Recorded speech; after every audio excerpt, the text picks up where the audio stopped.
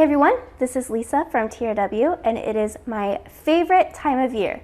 You guys know that I love the 4th of July. I love everything red, white, and blue. So last year I made this really cute USA star shirt. I did this in a Facebook Live. And so what I'm going to do in today's video is we're going to do a very similar shirt. We're going to have the same style, but we're going to do 1776 because my favorite quote from Parks and Rec is that history began on July 4th, 1776. The rest was just a mistake. So I really love that show if you don't watch it, but a cool 1776, perfect for the summer, perfect for 4th of July. And so we're going to be using a font in Silhouette Studio, and then we will be brushing this in and pressing.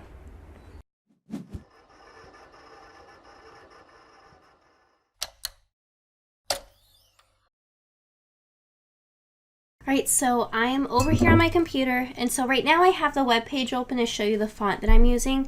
So I'm using TRW 5003B. It's a 2-color number font. So typically on the page on the website you'll have something that lists what point size to set it to, depending on what size stones you're using. Every now and then one of these doesn't make it through. If you see that, first of all, make sure you report it to us, but second of all, I'm going to show you how to find the font. So over here in the support tab, if you scroll all the way towards the bottom, you'll see font sizing guide. If you click right here to font sizing guide, you can search the font that you're looking for. So we're going to go over here, we're going to go in here, and I'm going to just do Control F, which is find. I'm going to type in 5003. As you can see, there's an A and a B. I'm using B. So I want this to be SS10. So this is going to be point size 242. So we're going to go ahead, type out our 1776. Going to select all of this in here. We're going to set this to TRW 5003. Oops, 3. So we have our numbers. And then we're going to set this, I forgot already, 242 point. So let's select this right here, type in 242. So this is the size of our design. So you can see that this is 10.2 inches wide.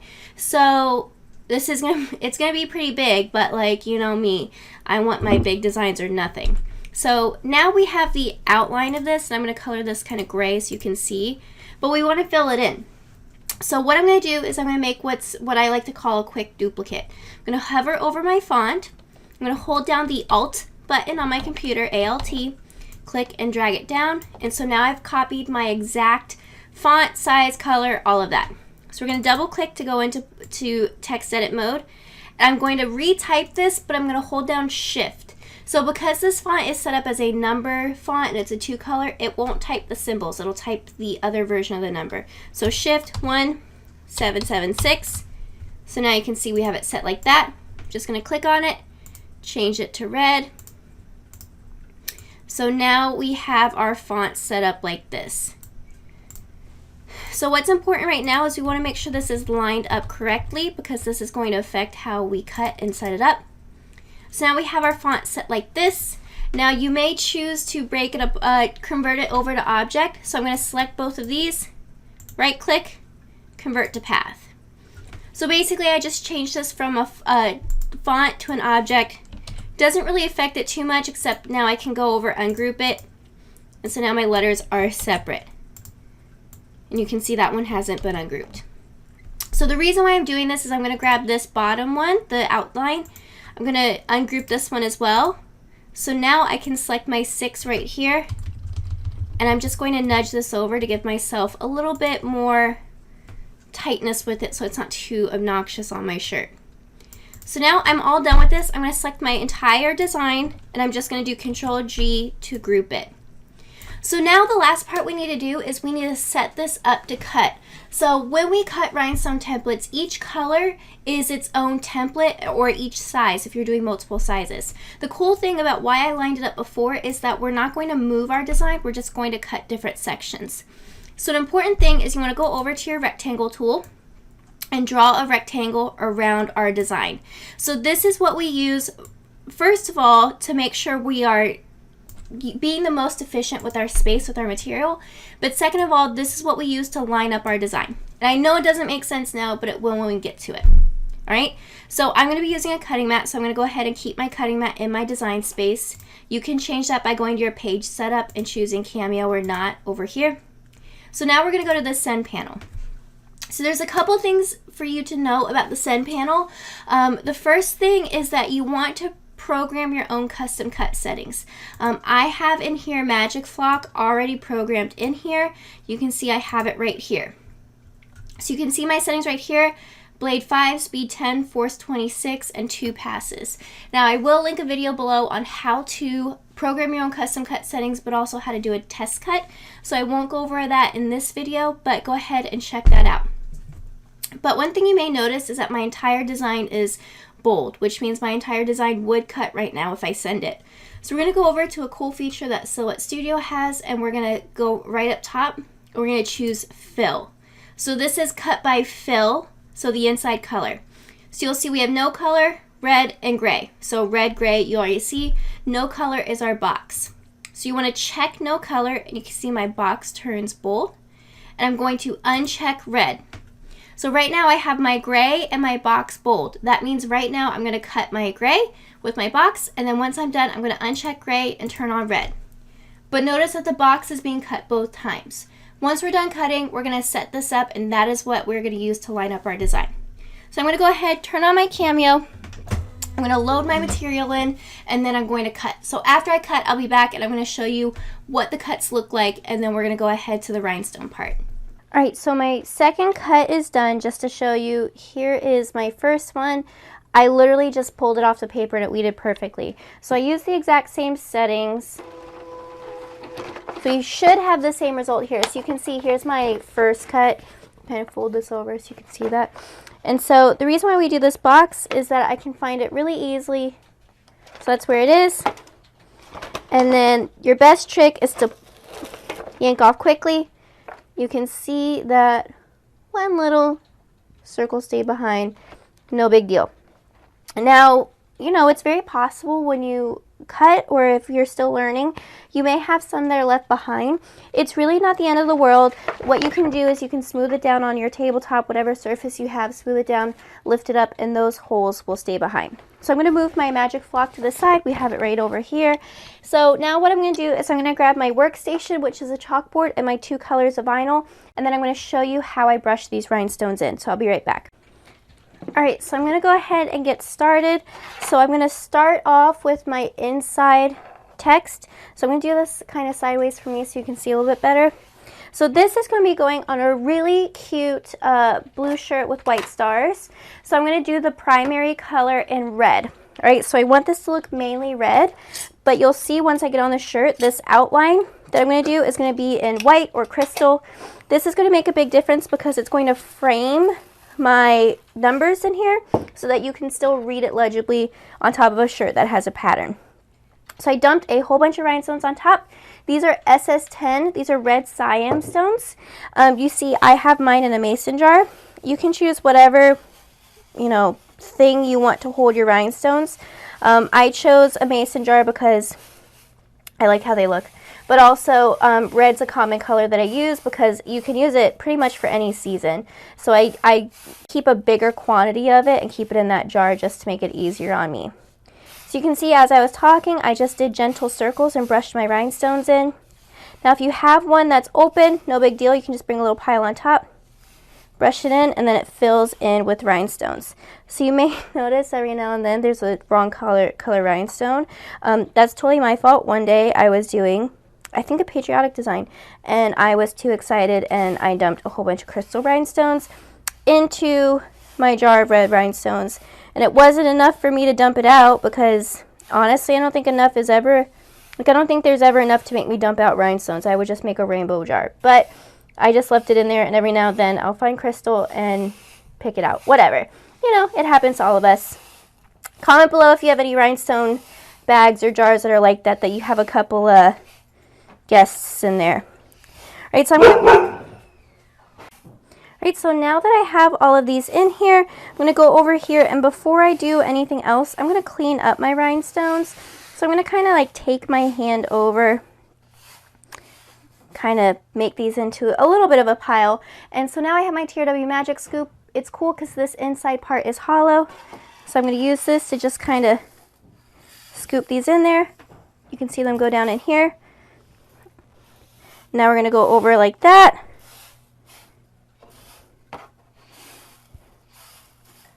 just scooping these up. So we have this all set. So cool, we have all of our rhinestones in there, and so super easy, no mess. I'm just gonna hold this over my mason jar. It's super easy. Now I have them all out,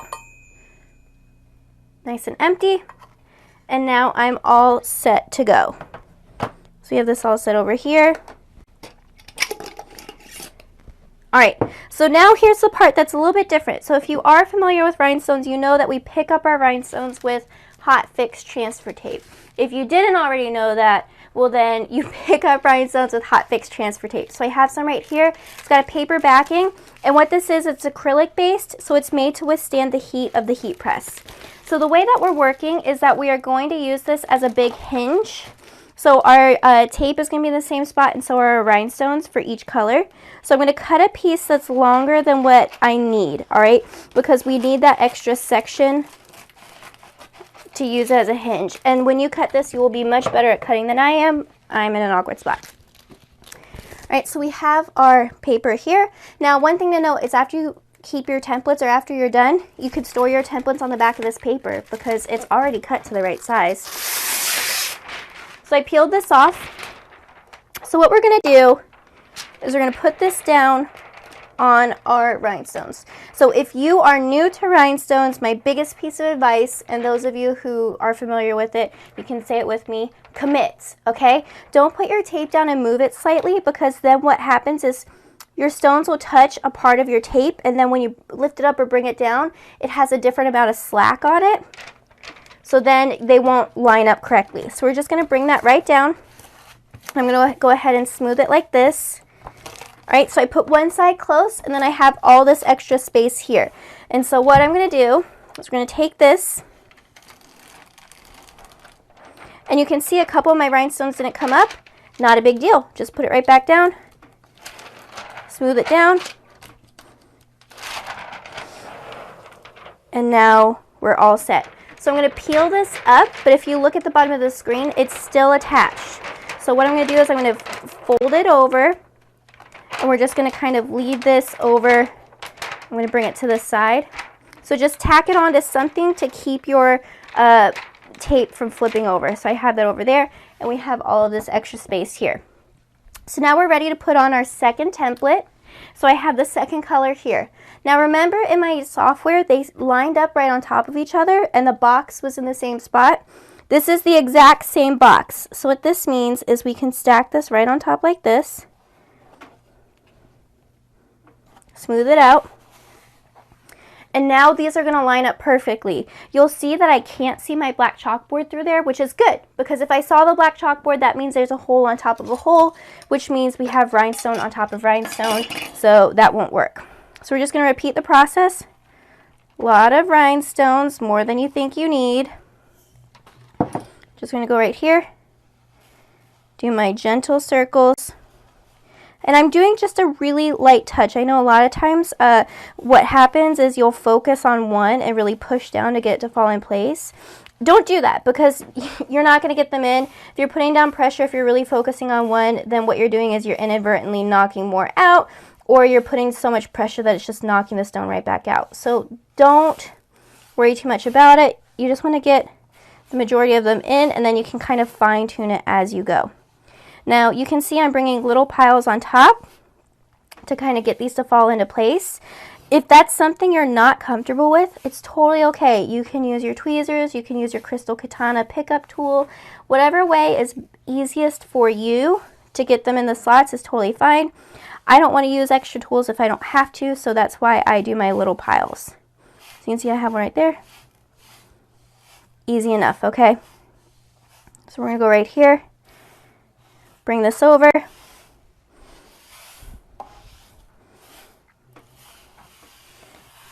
And we're going to just get these extras out of here. So I'm going to clean up these stones after I flip my tape over, just so I don't bore you to pieces. But we're just going to go over here. I'm just going to make sure I don't have any extras next to there, sitting on top, that sort of thing. So let's go ahead. I'm just going to use my hand for this part. Now this is where they line up, okay? So don't forget. This is in the same spot, our tape is in the same spot. If you're familiar with layering decal vinyl, this is the same principle as using registration marks. This is registration marks. So we're going to bring this right back down. And now we have that all set up. So I'm just going to smooth this out. And we can go ahead and lift it up. And again, right here, if a stone doesn't come up, no big deal. Flip it right back down, smooth it, and then continue to lift.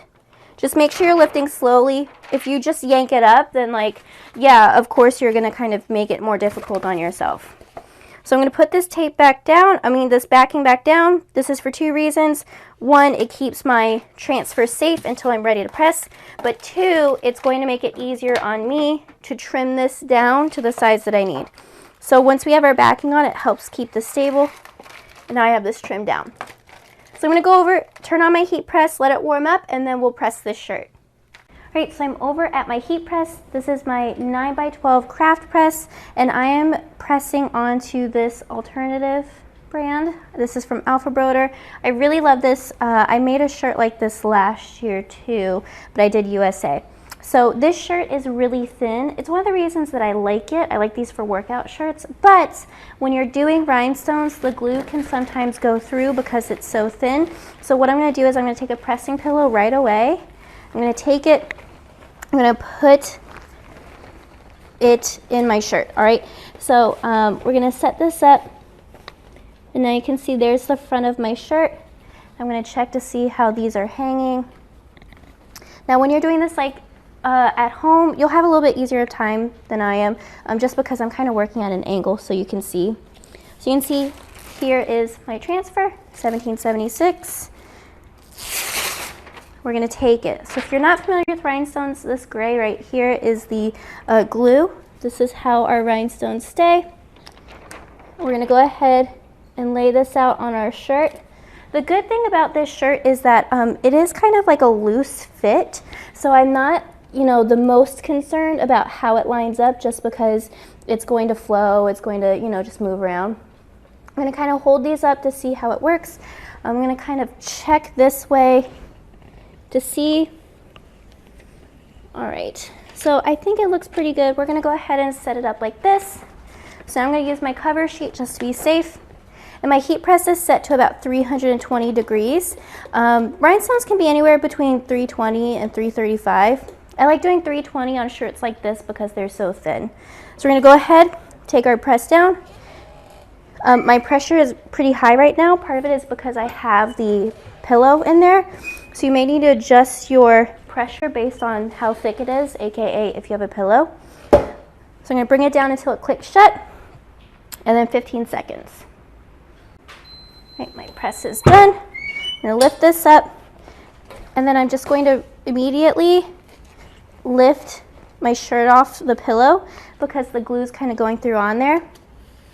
Now we can go ahead, bring this up. You can see our hot fix tape is lifted up. And we have this super awesome patriotic 4th of July shirt. So I'll go ahead and hold it up so you can see it a little bit better. All right, so here is my final shirt. Now, I really like this shirt because you can kind of, in some places, still see the star through the rhinestones, but you have this nice patriotic 4th of July shirt, but you know me, I wear this all year long. So this is using one of the alternative shirts from Alpha Broder, and this is using one of our TRW fonts. I will link it below. A fun 2-color design that's super easy to do. So if you like this video, don't forget to hit that subscribe button so you don't miss any more uploads. Make sure you give us a thumbs up and comment below. Let me know what you think of this 4th of July shirt.